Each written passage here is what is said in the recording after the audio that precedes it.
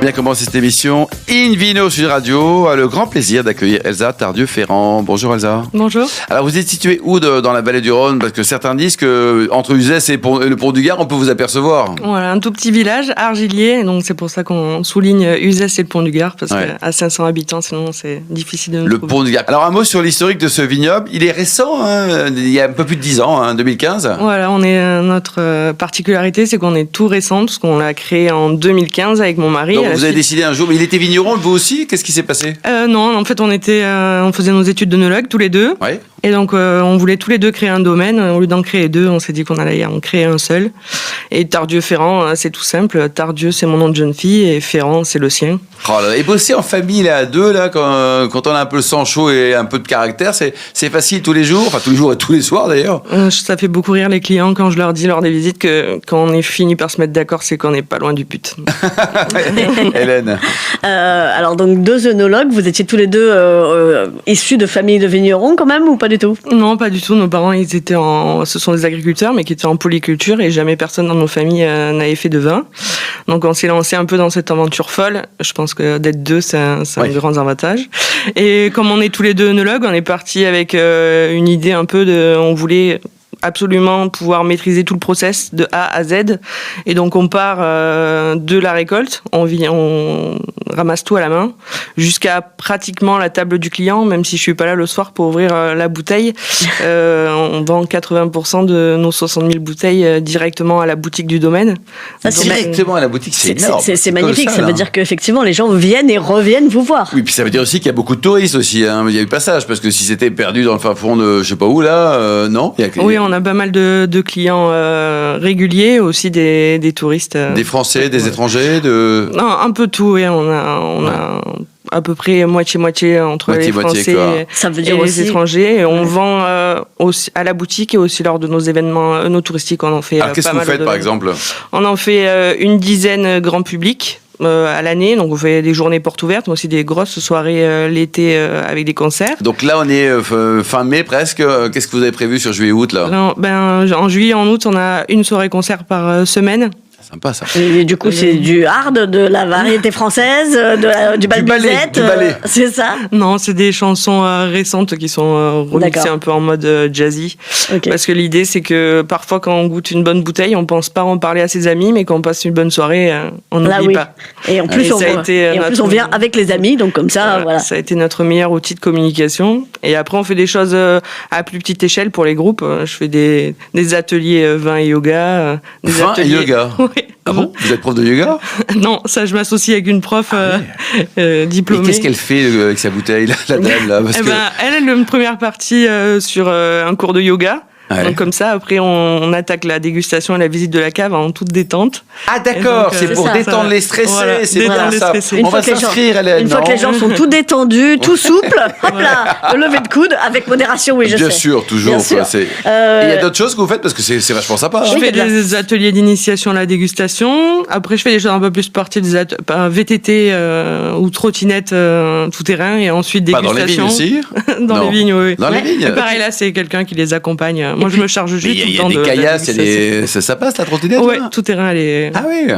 J'ai entendu parler de sophrologie aussi. Sophrologie et vin, ça me plaît bien, ça. C'est pour oublier l'addition? C'est dans la même idée pour pouvoir avoir une autre dimension de la dégustation. Mais vous êtes super dynamique. Est-ce qu'il y a une bonne ambiance chez les vignerons qui sont autour de vous là? D'abord, est-ce qu'il y a des jeunes? Vous avez quel âge, Elsa? 35 ans. Et Marie aussi, je suppose? Oui. Dans 75 ans, le mari? Et est-ce qu'il y a une bonne ambiance chez les vignerons? Oui, on est nombreux en plus sur la route entre Uzès et le Pont du Gard, et on s'entend tous plutôt bien. Et ça, c'est une force quand même pour l'appellation, Hélène, d'avoir une bonne dynamique. Hein. Oui, absolument. Dans le Beaujolais, c'est le cas. Il y a pas quelques régions comme ça. Hein. Ouais, et c'est bien de savoir qu'ils accueillent d'un bon œil des jeunes vignerons qui s'installent. Ils auraient pu dire, oh là là, j'ai pas connu ton grand-père, je te parle pas. Oui, c'est ça. Mais non, apparemment, c'est bon, ils vous parlent quand même. Ouais, combien d'hectares vous avez au total? On en vinifie une vingtaine. Une vingtaine d'hectares, c'est pas mal. Hein. Et au total, vous disiez combien de bouteilles? 60 000 à peu près. 60 000, oui, c'est ça. Donc ça Ça reste à taille humaine, on va dire. Donc, avec une douzaine de cuvées, 5 vins rouges, 4 blancs, 2 rosés et un orange. C'est devenu incontournable, le vin orange. On est obligé de faire un vin orange tellement on vous le demande, ou ça se passe comment? On s'est dit que ça serait dommage pour deux œnologues de pas avoir les 4 couleurs présentes. Et puis, comme je fais beaucoup de visites de la cave, à chaque fois, j'aime bien expliquer les process de vinification. À chaque fois, je parlais de cette fameuse couleur orange. Sans l'avoir. J'en avais pas pour faire déguster, donc il fallait remédier à ça. La famille Bic, les 4 couleurs. C'est ça. Voilà. C'est ça. Donc, on va parler de vos principales cuvées. Les galets en rouge, les garrigues en blanc. C'est les noms, vous n'êtes pas foulés, les gars. Vous avez regardé le soir, vous avez dit, bon, allez, Mais y a cela, les au moins, on galets. les comprend. Oui, là, au moins, on n'est pas sur des argilites de craie verte. Voilà, c'est peut-être plus facile. Syrah Grenache, les cépages locaux classiques, on va dire. Tout était déjà en place. Vous avez replanté des choses aussi? La majorité des vignes sont plus âgées que nous. Ouais. Et voilà, on essaye de faire des vinifications un peu particulières. Sur les galets, par exemple, c'est une vinification intégrale dans une barrique neuve de 600 litres. Donc, vinification intégrale, pour nos auditeurs, on va préciser un peu. Oui, on fait fermenter les raisins directement dans une barrique. Donc vous faites rien, vous les balancez comme voilà, ça. Et tout se passe bien. C'est un truc de feignant, ça. Voilà. Et alors justement, tiens, sur les vignes, parce que parfois on regarde sur l'étiquette vieilles vignes ou vignes anciennes. Bon, on comprend pas tout. En quoi le vin est meilleur si la vigne est vieille?